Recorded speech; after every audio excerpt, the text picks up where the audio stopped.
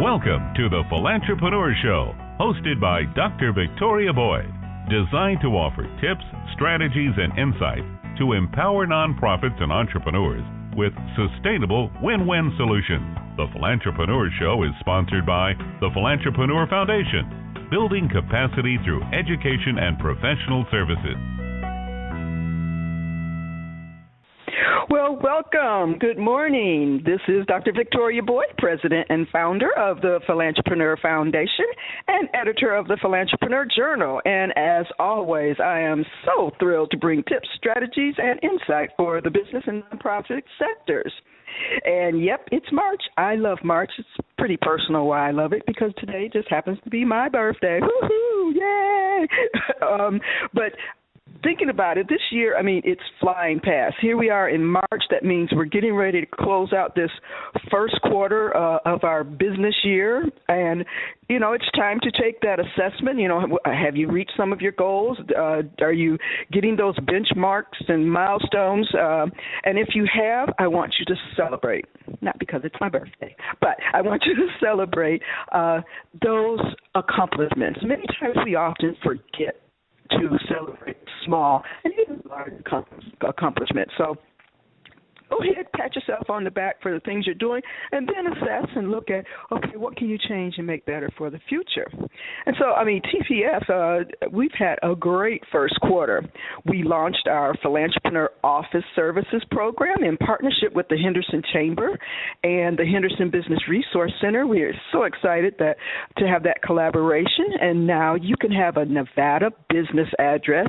Plus, we offer so much more. You get free training, you get consulting services. There's all type of business services associated. So visit the foundation's website under service. It will show PSO member tab for all the details. It's a low cost, no overhead way to have a professional presence. And so many of the nonprofits and entrepreneurs that we work with just need to step up their image a little bit and have that professional office versus working out of their home. I've seen many nonprofits actually be turned down for funding because they did not have an office. They were working out of their home. So it's something to think about. Now, getting to our show today, on our last show, we talked about legal protection for individuals and businesses, and we had Legal Shield, a representative, on here, and just talked about the highly needed areas that unfortunately often arise when it's an emergency. We stress the importance of planning and utilizing legal advice to make decisions, not to solve the problems after they occur. But another area of importance and often gets ignored, not in so much putting the system in place, but putting more emphasis on the structure and role of your governing body. Your governing body is the heartbeat of your organization. And so we did not speak so much on the legal implications for nonprofits last time. It was more generic and just protecting yourself. But today we're really going to get in the aspects of your governing board, what they're legally responsible for the compliance and the financial stability of your organization. And therefore, understanding their role and how to best approach building and developing an effective board it's just so essential. Therefore, I'm so excited today. We'll be devoting the time talking about governance and how it can be the determining factor in the success or failure of an organization. I'm especially excited to welcome a lawyer that specializes in nonprofit governance. And if you know anything about the legal field, it's very, very hard to find a legal firm that specializes in our sector. I'm so excited. We're going to have Erin McClarty. She's young and energetic and will bring a wealth of knowledge, and we'll get right to meeting her right after our first brief commercial break. I guess this commercial is not going to come up for me today. Okay, it's always nice to have things going on like this. We'll get to it later. Okay, forget that. We're going to go ahead and introduce Erin. I want to say Erin is from Houston, Texas, and she's principal of Erin McClarty, PLLC. Erin offers legal counsel and legal resources to charitable organizations, exempt organizations, and other game changers. Topics range from formation and governance to business transactions. Delivered with a focus on creative, thoughtful, and accessible solutions, she is familiar with the unique solutions charitable or socially conscious groups require. Understanding TPF's goal of core value is education, we are excited that she believes the more educated, engaged the client is with her services, the greater a change is able to occur. So welcome to the show, Erin. And before we get into this really important topic, let's talk about you. What is your background and history, and how did you end up being not only in the legal field, but having an emphasis on the nonprofit sector? Welcome. Absolutely. Well, thank you, Victoria, so much for having me. I'm really excited, believe it or not, to talk about this today. In terms of my background, as you mentioned, I'm born and raised in Houston, Texas. My decision to be an attorney was one made at a very young and tender age. There was the ceremony of it. It was, to be honest, the debating, going back and forth. But also, I grew up around so many individuals and businesses that were disoriented and felt really helpless, didn't know where to start, didn't know where resources were. So it became a goal of mine to use my legal education in a way that empowered them. And I think that's also the reason why I got into nonprofit work. I loved working with nonprofits, but I saw so many of them struggling, helpless, disoriented, and so it became a goal of mine to make sure that they got the resources they need. No, we actually have this almost the exact same core values in terms of why we formed our, and went down the path. The Philantrepreneur Foundation, or I myself, I've been teaching nonprofit management at UNLV for almost 10 years, and I still kept seeing the same issues come up over and over again, and it was mainly just the management, the operations and the system that they knew were supposed to be in place, but never got around to putting them in place. And they just didn't realize that was actually putting the what I'll call the kiss of death, or, on limiting their ability to move beyond just having that vision. So I was really excited to, meet you via the internet. That's how we meet every day. Everyone Absolutely. Nowadays. It's the best way to meet. Absolutely. I mean, you reached out to us because you obviously saw our call for speakers for the coming conference, our Impact Learning Conference in the fall, and you reached out and offered your services, and, I jumped on that right away. So, I'm excited to announce that you will be one of our speakers for our fall Impact Learning Conference. We're excited. Yeah, welcome, to have you here. You're going to bring a wealth of knowledge to this region. So let's sort of get into the topic of what we're going to really focus on today. And it's just governance. And what's happening, and I think we just sort of said it, many organizations, they know they have to create this board of directors, which is supposedly their governing body. But once they put these people in place, they sort of just let them, or they ignore what the true purpose is for them to do. So sure. How do organizations really miss out by ignoring governance, and why does it matter? Sure. So what organizations miss out on when they ignore governance really can be summed up in one word: opportunities. So often I sit in on these strategic planning retreats or brainstorming sessions, and everyone's talking about fundraising. We have to come up with the newest fundraising phenom, the next ice bucket challenge that will open the floodgates and bring in all this funding. I'm sure you've heard it. But by the same token, if I were to have a donor call them the next day and say, hey, guys, I want to give you this gift, but I want to make sure everything's okay. I want to understand where it has the most impact. Could you send me your last, say, 3 audited financials? They can't find them. And with how engaged our donors are becoming, this is absolutely something they're asking for. And when you're disorganized, it immediately turns them off. It's a missed opportunity. Another great example is marketing. I hear so many organizations lament about not being on Periscope or Pinterest or whatever other P platform is out there.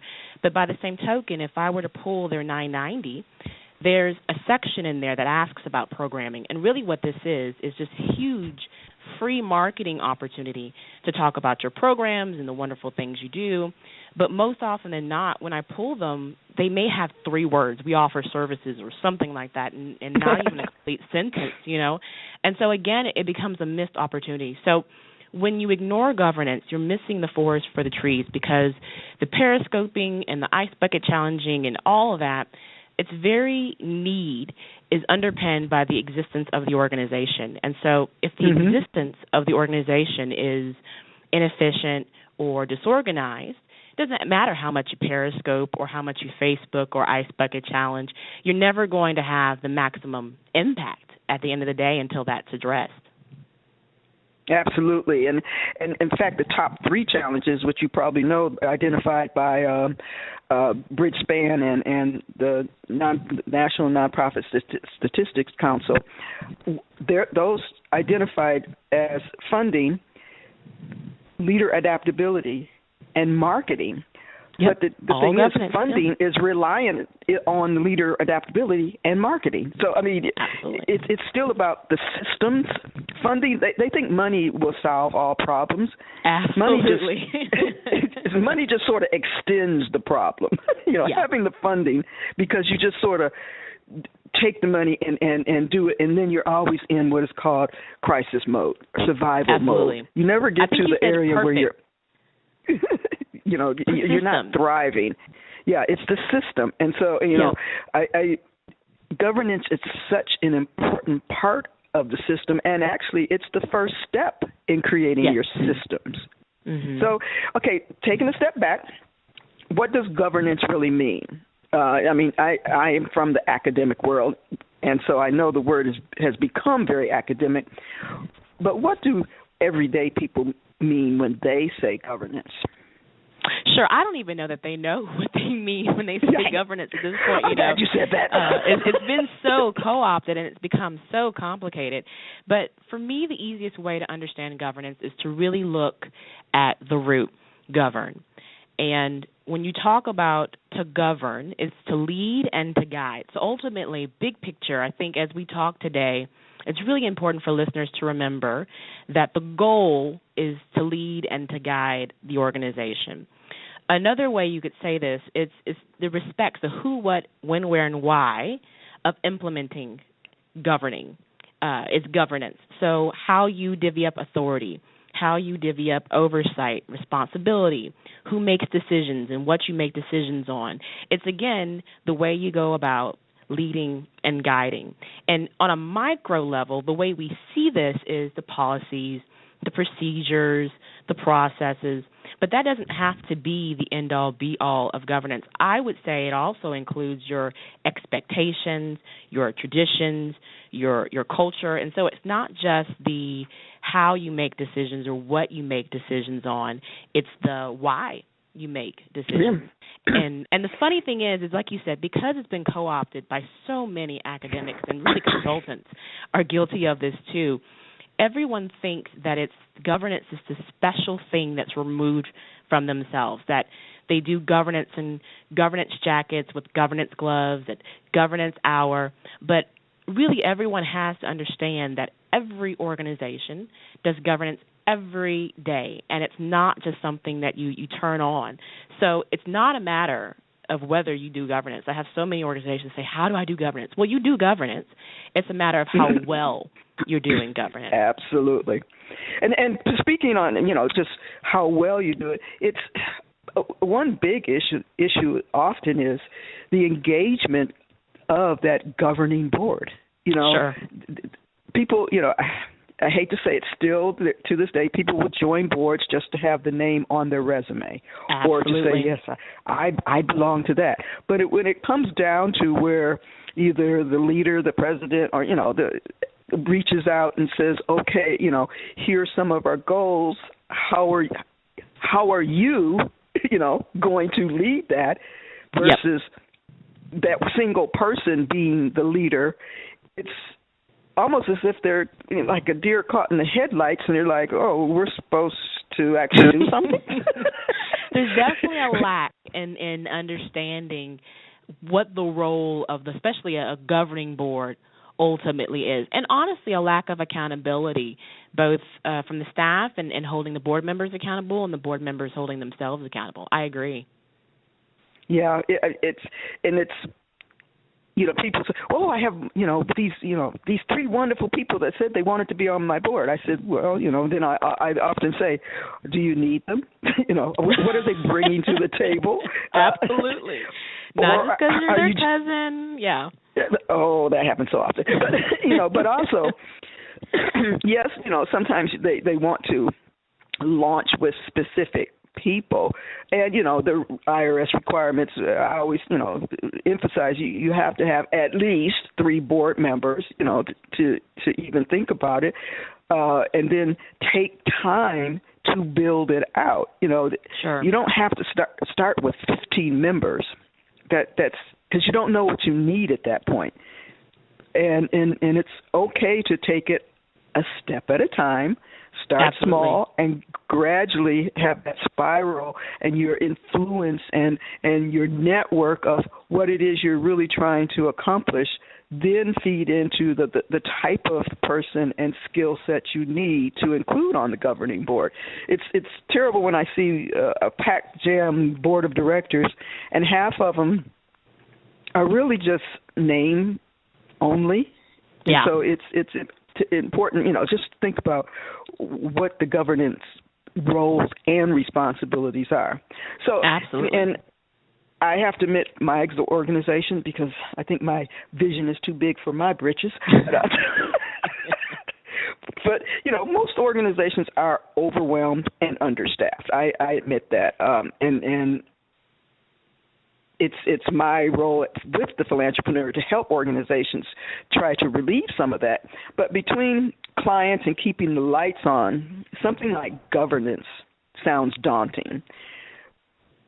So how should an organization really sort of approach it so it doesn't it doesn't have to be this side task that has to be done, but it's merged into, like you said, it happens every day, and it should Sure. be almost become part of, or second nature. So what should be the focus?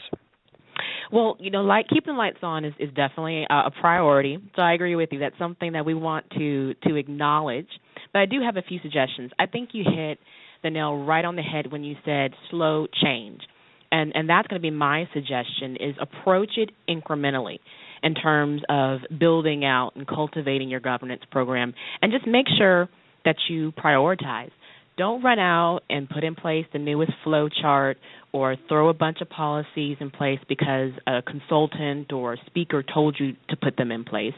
Just remember that ultimately your focus is leading and guiding. So for me, I tell organizations, look at what you do already. Start at home and ways in which you can lead in the things that you already do. Go for the low-hanging fruit. So a perfect example of this would be, for a week, just pay attention to what fills your day to day. I'd say keep a diary, but you and I both know how it goes when you try to keep a diary of anything. But just topically, day to day, note what fills your day, depositing checks, sending donor letters, and at the end of the week, look over your list and pick something that you think is impactful, say depositing checks. Making sure the money gets there on time is always important. So the next time you go through the process of depositing checks, think through how through this one act alone you could be a better leader, a better steward. In what way could you close gaps? How could you close exposures? How could you solve inefficiencies? Talk these over with your boss, and bit by bit, like you said, slowly implement changes.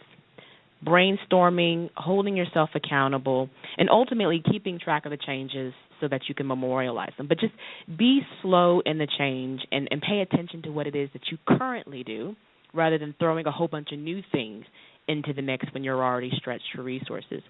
Another suggestion I have is to take the 5-minute challenge. When I read these organization books, and you may have seen this a few times, they tell you, set a timer, choose one area of the house or the garage or whatever you're wanting to work on, and just work on that for 5 minutes. And one of two things happens. Either you see the dent you start to make slowly over time, and you're encouraged and you start to build momentum, or just by starting the act for the first 5 minutes, you find 2 hours later you're still working on it. Similarly, I would say, if you don't have a binder of your finances, so you need to create a binder of your financial records and do better record keeping, just create the binder. Take 5 minutes and create the binder. Don't do anything snazzy. Don't worry about the front cover or the little binding area. You get to slip a piece of paper in and it takes forever. Just create the binder, work it into your workflow, and over time start to fill it out. Make it, like you said, a part of the culture. And in terms of just some other things that you can be thinking about, governance audits are great. This is basically where you have service organizations or an individual come in. They assess everything you have in place. They put that against or benchmark that against what organizations are doing, best practices, what the industry is saying is a best practice, and just kind of show you where the gaps are so that you can efficiently see on a macro level where you might want to start strategically planning. And then once you start implementing, I would also say make sure you have a good idea of what your governance culture is. So you have a mission statement. It guides your decisions. It guides your day-to-day.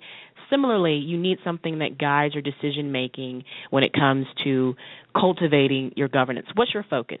Is it managing risk?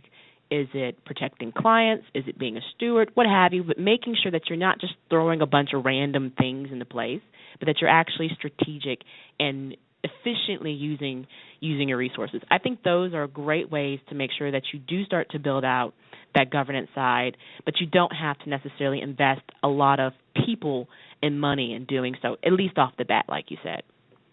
Absolutely. And I'm glad you emphasized that it's looking at what is it that you really do? So many organizations get off target. They forget, or their mission statement is there, but it becomes a statement versus the core of what they are. Your mission is who you are. It's your why. And everything, and especially like when I'm teaching the classes, I put a big heart up on the board, and I said that is the heart of the target. And everything should be aiming toward that. Even governance, even the policies and ideas that they put forward should be aimed at and aligned with what it is you do, your why, your mission statement, your vision, and your core values. So, I mean, it's so easy, especially when the money issue comes up. And I tell them, I say, you're chasing the money versus chasing your mission. Absolutely. You can't get off track. You can't take this little side foray or journey just because, it will bring in this, and then we can do what we're supposed to be doing.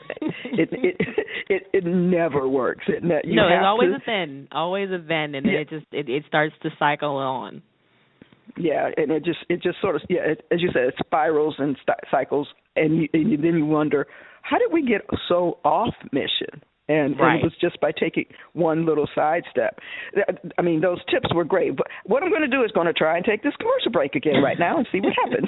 Support for the Philantrepreneur Foundation provided by WarriorDesign.net, providing services including graphic design, innovative flyers, responsive websites, video editing, and more.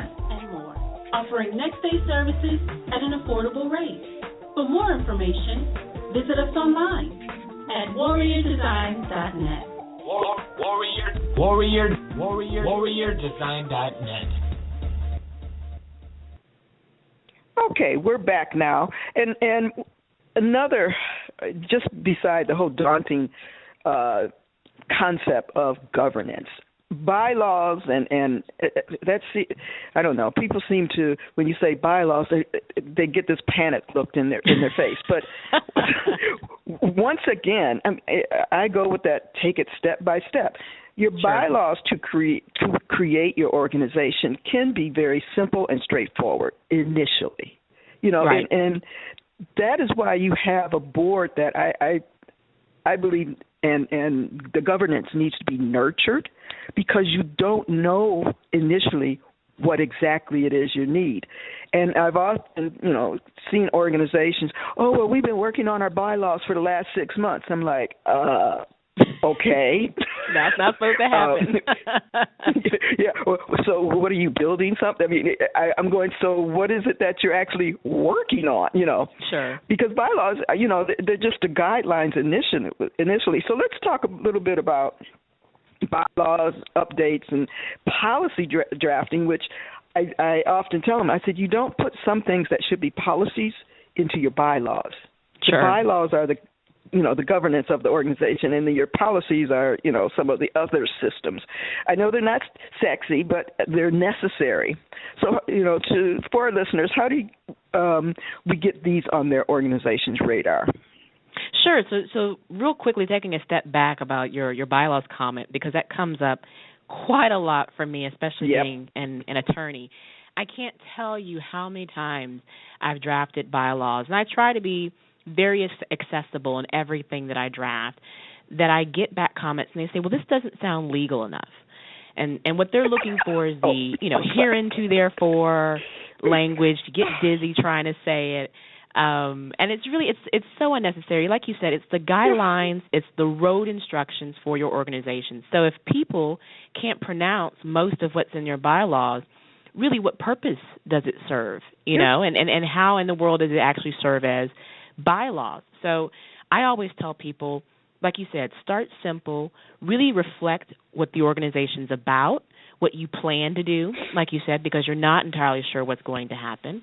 And then go from there. But there's no need. I've seen 75-page bylaws get drafted for a new organization, and at that point, I know I'm not going to read it. So I know that board members, aren't going to read it. But no, I really appreciated your point on that, because that is something that people tend to go astray on very early on, and it's so foundational that it could really set a bad tone for the organization. But to your other point about getting it on the radar, there's a few suggestions I give my organizations. One, appeal to your audience. Get really good at relaying the relevance to the person whose radar you want to get on. So, great example, development staff and board members spend so much time cultivating and courting donors. But do they understand, if I'm staff and I want to get this on their radar, do they understand that funders, especially major funders, are using a strong governance program as a way to separate the pack with all the competition for funding going on? And in fact, they're not only using it as a benchmark, but they're also using it as kind of a risk assessment tool, because it's been shown through a bunch of studies that the less of a program you have in place, the more likely it is that you'll have embezzlement or theft or some other type of risks that come up. So do they understand that? And if not, that would probably be a way to get on their radar, is relaying it. On the flip side, if I'm trying to get this on the staff's radar, do they understand that the 990 asks tons of questions about governance? Charity Navigator asks and rates you on governance. The BBB asks and rates on it. GuideStar asks and rates on it. And now what you have is you actually have donors and clients asking about it because of all the scandals that are going on. So if it comes down to branding and their standing in the community, this is something that's making a very large component of it, is another way to get on their radar. And then another thing to think about, you actually touched on this earlier, was make it a part of your culture. A suggestion I always make is maybe have your board brainstorm 10 to 15 or 10 to 12 maybe governance topics, and then schedule a governance topic each board meeting. Have someone present, maybe 10 minutes to start out the meeting, and they can talk about the standards, they can talk about where you're at, they can talk about the gaps, and then how you can make up those gaps. But put these on the agenda. Don't just stick them in a to-do list. Like you said, don't just talk about doing them. Don't go to trainings and mention doing them. Actually put them in front of people and make them an active part of your discussion. And then for staff, what you could do is you could make it a part of their performance evaluation, where keeping records, maintaining records, updating policies would actually be something that they're evaluated on. And then the last suggestion I would make is giving people ownership. One of the things that I love about governance is it has so many different aspects that it can appeal to so many different types of personality.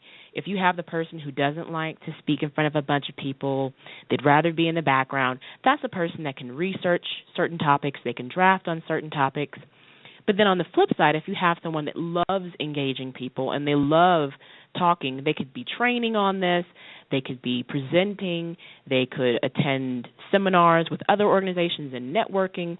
And so there's definitely an opportunity here to get your board members actively engaged in and involved with building up your governance culture. But there's definitely a variety of ways to get it in front of people. It's just a matter of tailoring it in a way that actually matters, frankly, to them. Yes. Well, for our organization, we went into, because many structures or board of directors have structures where they have all of these smaller committees, nominating committee, events, fundraising, finance, all of these different. And if you have a small board, it overworks them because these committees become independent of all of the other things. We went to what is called a 3-tier structure, where all we have is an internal committee, an external committee, and a governance committee. And all three of them have to report at each meeting.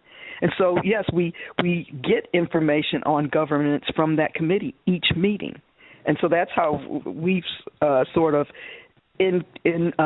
included it into our culture of presenting. The internal committee looks at our HR needs, our facility needs, our financial, things like that. External is the marketing, events, fundraising.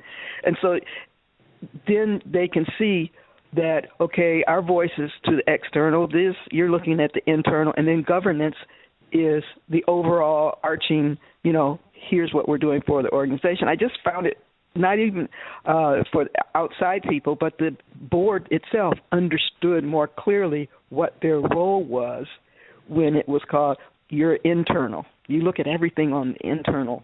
Absolutely. That's incredibly interesting. And what I love is that you guys took to heart the reality that governance is something that cannot be templated. Because when you see these organizations with 4 board members and 6 committees, and you're thinking, how in the world? What a lot of that comes down to is someone told them that you have to have a nominating committee and a governance committee and a finance and an audit and this, that, and the other. And rather than adapting it to their culture, their history, their personalities, their resources, and their needs, they just implemented it straight out the box. But you guys actually took to heart, okay, well, these are our focuses. This is what our priorities are.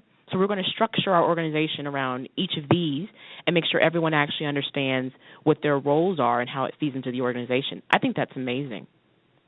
Well, I mean, I do a lot of research, and I found it when talking about board structures. And as soon as I read it, I was like, oh, my God, it just makes so much sense. Yeah. Because we were, writing the bylaws while we were doing our annual review of the bylaws. And it was like it would just simplify everything for us. Plus, what it really did, it opened up the door to get more social capital, because even though a board member must be the chair of each of those committees, they have the autonomy to invite outside members. And wow. So you don't have to be a board member to be a member of the internal committee. So it's building our groundwork without necessarily making people board members. We have an opportunity to vet and see their true level of interest and engagement.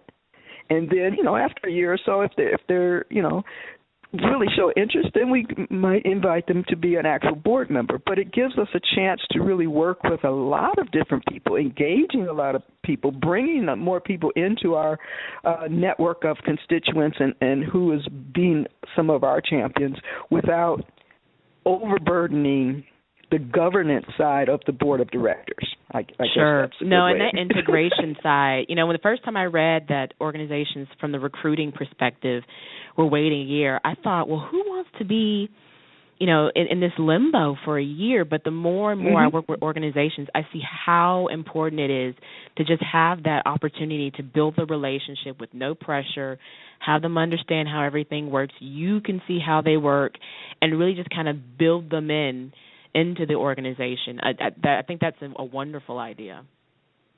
Yeah, it's so far it's worked well.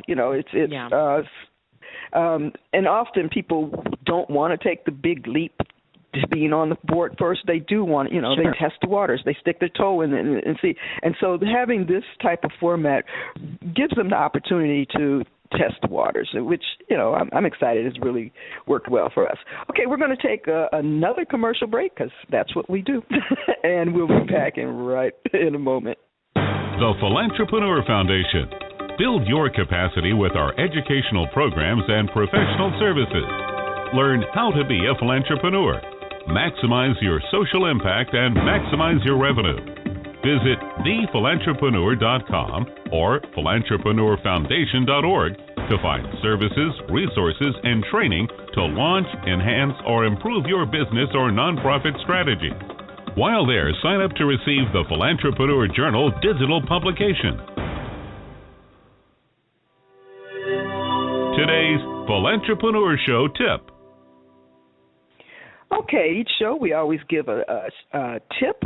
Our tip today will align with our topic of legal compliance. So here are some fundraising legal tips. 1, make sure the mission statement in your fundraising campaign material is consistent, that your exempt purpose statement in your governing documents. Even in the state of Nevada, it's a state law now that NV 60, you have to have those documents recorded on your collateral. Adopt a gift acceptance policy to help ensure that the organization doesn't accept an asset that results in a greater burden than the benefit itself, such as land with hazardous waste issues or carrying or maintenance costs that will drain your cash flow.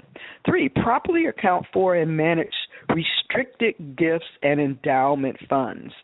First of all, you need to understand what does that mean. 4, provide proper receipts to your donors. The form of such receipts may depend on the type of solicitation and gift. And 5, follow your state requirements. Each state is different. Some require a statement of solicitation and other transparency requirements. The Philantrepreneur Journal, a quarterly digital publication reaching over 600,000 entrepreneurs and nonprofits. Get targeted exposure to reach your ideal customer with our unique Ads for a Cause, where 50% of the fee goes to support our nonprofit training and services programs. Together, we can make a difference, create impact, and build capacity. Visit thephilantrepreneur.com, Marketing Ads tab for all the details. Mention this show and get a 10% discount. Okay, welcome back as we continue our conversation with Erin McClarty. She's a lawyer out of Houston, Texas, and she's got a wealth of information. And as I said earlier, we're so excited that she will be joining us in October here in the beautiful Las Vegas area for Impact Learning International Conference. Last year's conference, we brought attracted individuals from Colombia and Nicaragua. I mean, we were ecstatic. Canada, all across the U.S. So we're just looking for another great conference this year. But getting back to our talking about governance. Okay, and we just, before commercial, we talked about cultivating and maintaining individuals for our organization. So let's talk about cultivating and maintaining effective governance, because it seems, deceptively simple, but it's not always. But why should an organization look at hiring an outside person? I always say I would look at hiring an outside person because of the fact that it seems so deceptively simple. I mean, it is simple in the sense that you should hold true to the mission statement, the vision, and the culture of the organization. But I think your fundraising tips actually touches on the concern. There's so many nuances. There's nuances based on the location, your municipality that you're in. There's nuances based on the state that you're in. There's nuances based on the type of organization you are. And there's nuances based on what it is that you're doing. So it's always great to have a subject matter expert come in, just put another pair of eyes on a specific topic and give you some thoughts on it. Something else I always tell organizations is why take time away from the mission? If the resources are stretched, which they typically are, if you have a limit in terms of time and people and money, why not be efficient with all three of those things and just have someone come in? It's going to take them much less time to do what it would otherwise take some people, like you said, months even, 6 months on bylaws and things like that. You can have an attorney come in and do that in maybe a couple of days or a week. Right. So that's another reason why it would be beneficial to have someone come in. And the last thing I can think of is I tell people you don't want a yes man. You don't want a no man. You want a maybe man. So you want someone to come in and they can look at what you're doing and say, well, did you think about it this way? Have you looked at it that way? Are there other things that we should be thinking about? They can also be prescriptive in the sense that they can be thinking along the lines of how you want to grow. When I work with an organization, I spend a lot of time trying to figure out not only where you're at, but where you're trying to get to, so that when we draft your bylaws, when we draft your policies, when we draft your procedures, there's that flex room that allows you to grow in the way that you envision that you'll grow. And even if you don't, there's still flexibility for you to grow generally. And then if we need to adapt, we can adapt. But those are all the benefits you get by having someone just come in, give you a few moments of their time and expertise, and help you out on the back end. Yeah, and I always tell organizations, you're just too close to it. That's a good way. You're inside. You need to have someone on the outside with an unbiased, no agenda format coming in to give what I call as an honest opinion of what they see. And so, as the organizations digest all of this information, we've given them a lot. What are a few ways organizations just go wrong? What things should they avoid? The biggest thing I think you should avoid is, we talked about this, trying to put too much in place at the same time. So that's going to a seminar, you're really invigorated, this person's giving you a wealth of information, and you try to redo your bylaws, get several policies in place, do an investment policy, open an investment committee, and all these other different things at the same time. It burns the organization out. Normally, you don't need everything that's been suggested, so no one really uses it, which also impacts the things that you actually do need and want to be able to use. So be incremental with building it out. Also, remember that governance is not one size fits all. It absolutely has to be tailored for the history, the personalities, the culture, the mission, the vision. I mean, there's a variety of different things, but it's something that you have to be very thoughtful about, both in how you think about it and how you actually implement it. And then you actually just touched on something, thinking off the top of my head, that people also do wrong, is when they implement it, they become somewhat draconian in doing it. So it's do this or the highway, or we're doing it this way and that's it. And that can turn a lot of people off. Bear in mind, again, the personalities of your board, the personalities of your ED, the personalities of your staff, and adapt the way you implement to those personalities. Really get buy-in from them, because if you don't get buy-in, there's absolutely no way that you're going to be able to build out any type of strong governance program, and they're certainly not going to make it a part of their culture and the culture of the organization. So be very mindful, and I would hate to say politicking, especially in lieu of the season, but do make sure that you are aware of all the different eccentricities of the people that you work with, and that you work around that so that you can make sure that what time you put into it is actually successful. Absolutely, and I love the point of the buy-in portion, because all of when organizations are even being assessed, they look at, is the board 100% committed? Can you demonstrate that your board is truly committed to what you're doing? And a big step in doing that is getting their buy-in, so that they are actively supporting what governance they actually put in place. I think we sort of tapped on the next question, but and it's just making sure that you are effective in what it is you're doing. Governance is there; it exists. It's like you said, it's not something you get to. It is there. It's real, but you need to have because I believe in the total quality management, continuous improvement. You need to consistently look at how well are we doing and how effective are you. So I'm going to get to some of these last questions in terms of your biggest advice for governments, because, I mean, you have so much information. You got my head spinning and thinking about, okay, how can I bring Erin to Las Vegas? But you don't have to beg too hard to bring me to Las Vegas. But it's governance for the small organizations is daunting.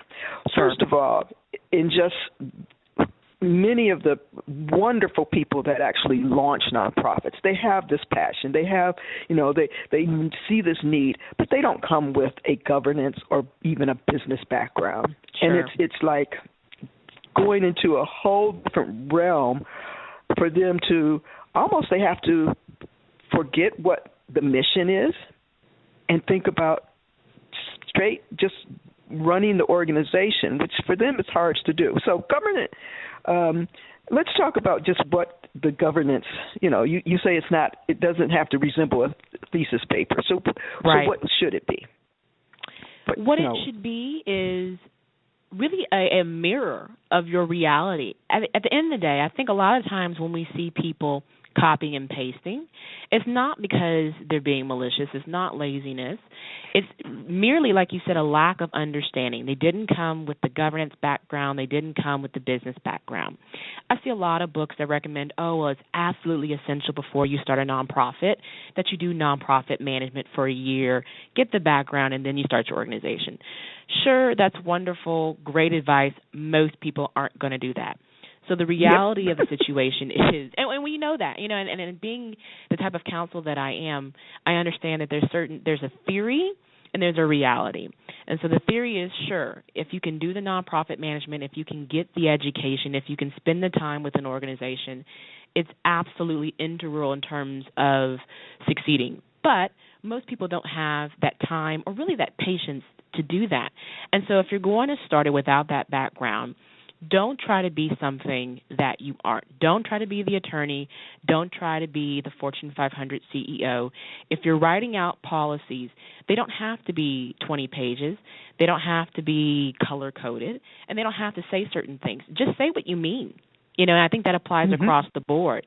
If you're developing something, develop it the way in which it actually works for you. And then as you grow it, as you build on it, then you can make it adaptations. But you're absolutely right. It doesn't have to be a thesis paper or a Venn diagram, and it doesn't have to be something that is discouraging or intimidating. It can absolutely be an experience that's enlightening, that's empowering, and that's engaging for organizations if you approach it in a way that is authentic and not just an exercise. It has to be real. It has to be your why. And that comes back to your marketing again. What is your why? What is your story? And everything you do should reflect that. So cultivating more effective governance is something that everyone can do. You just really detailed that, but, it doesn't have to be complicated. Keep it so that if you can write it and understand it, then others will write it and understand it. So I think you feel that it's all in the planning and the awareness, right? Absolutely. It's not science in the sense of having to put on a lab coat and get a degree in it necessarily. It's just a matter, I think you just really touched on it. You have to understand fundamentally why you exist. Really, none of this is going to be effective. Nothing you do, honestly, is going to be effective unless you fundamentally understand the reason for your existence and can articulate the reason for your existence. And then from that place, everything else seems to fall into place. But in terms of cultivating the governance program, you really have to be thoughtful about who you are, and what you want to be in order for it to be successful. And in doing that, you won't feel the need to necessarily mimic what you've seen on, SSIR or some other academic periodical, which can be helpful, but you won't feel the need necessarily to implement that per copy and paste per word. You'll be more comfortable adapting it, kind of like what your organization did with its board, looking at what its actual needs are and then starting from there, which means ultimately anyone can do it as long as you're sitting there and you're actually being realistic about who you are and what you're doing. Anyone can cultivate and build out their program. Absolutely. And when they have those first successes, which we talked about earlier in the show, celebrate your successes, take it one step at a time, they'll become more confident. And as that cycle goes around, as you mentioned, it'll be more encompassing, and you'll see progress and growth. And that leads me into my very next question. There are ways to ensure governance projects progress. Ooh, and don't lose momentum.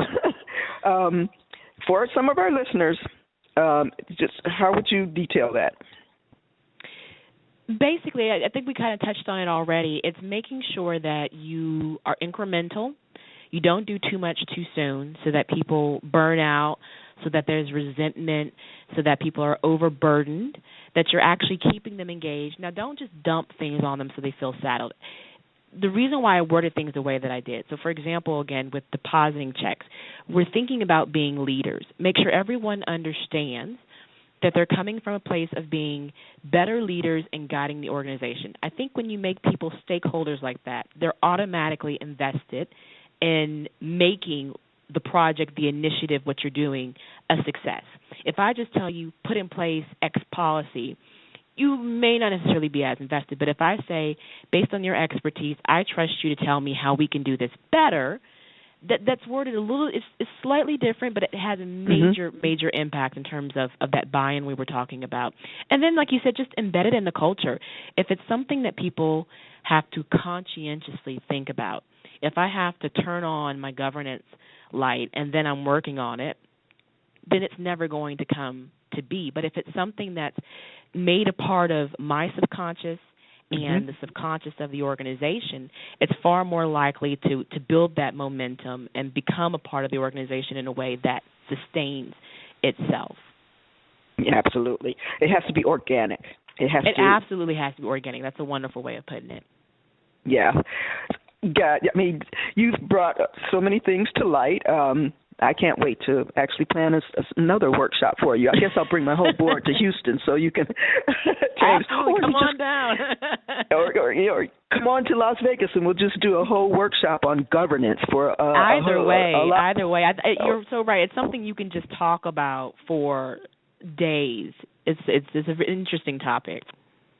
Yeah, so I know some of our listeners will want to reach out to you, because you are a wealth of information, and they might even want your services. So at this time, you're in Houston, but we have national listeners. What is the best way for our listeners to reach you? Certainly. So the best way to reach me and even read more about some of the things I mentioned today on the show is through my blog, Notations on Nonprofits. NOTATIONS on nonprofits, and my email and contact is there. You can also reach me through my website, McClarty, MCCLARTY, PLLC.com. Either way is a great way to reach out.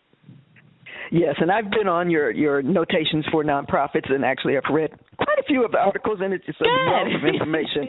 I want to encourage people to go see it. If you want to find that link, it is on the Blog Talk Radio's link. We'll have it there.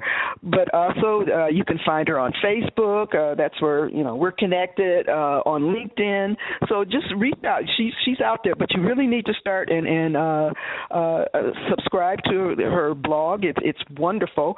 It was such a pleasure to have you on the show today, Erin. I look forward to actually doing many other projects with you in the future, because you bring a fresh perspective and an unusual legal perspective that it is so hard to find legal organizations that really, really have done their homework on the nonprofit sector and what really works for them. Thank you again for joining us on the show. Thank you so much for having me. It's absolutely a passion of mine, so it's always great when I can speak with like minds. Okay, thank you so much. Okay, the Philantrepreneur Foundation works hard every day to build capacity through education and professional services. We see their challenges and meet the needs of not one, but hundreds of organizations. Help us help nonprofits, vital assets in every community.